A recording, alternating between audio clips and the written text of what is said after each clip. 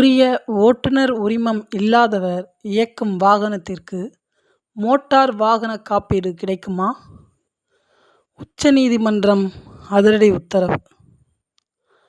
அனைவருக்கும் வணக்கம். இன்று வாகன பெருக்கம் மிகுந்துவிட்டது. அதனால் வாகன விபத்துகளால் பறிக்கப்படும் உயிர்களின் எண்ணிக்கையும் நாளுக்கு நாள் மிகுந்தே காணப்படுகிறது.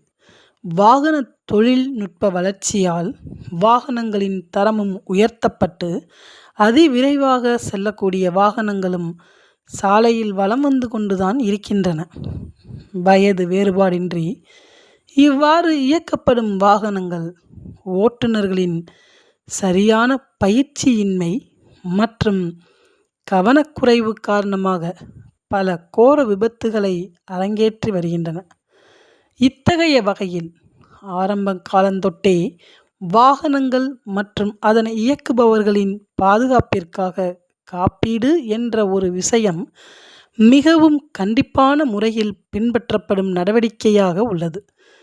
இந்நிலையில் வாகனம் வைத்திருப்பவர்கள் ஒவ்வொருவரும் ஒரு குறிப்பிட்ட தொகையை ஒவ்வொரு ஆண்டும் இக்காப்பீட்டு நிறுவனத்திற்கு செலுத்த வேண்டிய கட்டாயத்தில் உள்ளனர்.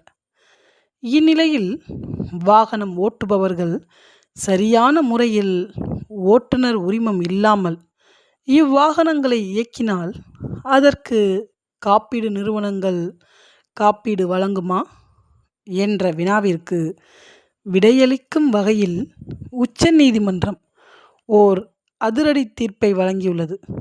அது குறித்து இப்பதிவில் காண உள்ளோம்.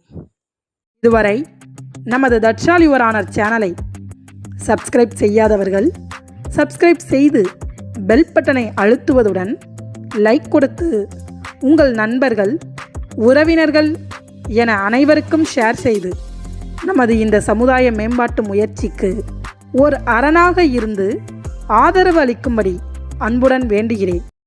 வழக்கு நடைபெற்ற இடம் உச்சநீதிமன்றம், புதுடில்லி. வழக்கின் சாரம்: உரிய வகையில் ஓட்டுநர் உரிமம் இல்லாமல் வாகனம் ஓட்டியவர் இயக்கிய வாகன விபத்திற்கு காப்பீடு வழங்க உயர்நீதிமன்றம் வழங்கிய உத்தரவிற்கு எதிராக தொடுக்கப்பட்ட மேல்முறையீடு.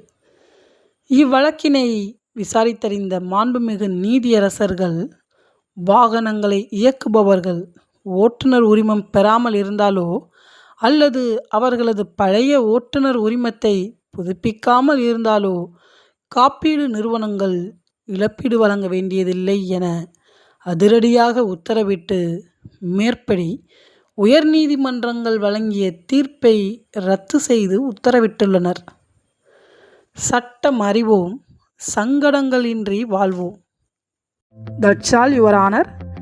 மீண்டும் புதிய சமுதாய சிந்தனை கருத்துக்களுடன் சந்திப்போம். நன்றி, வணக்கம்.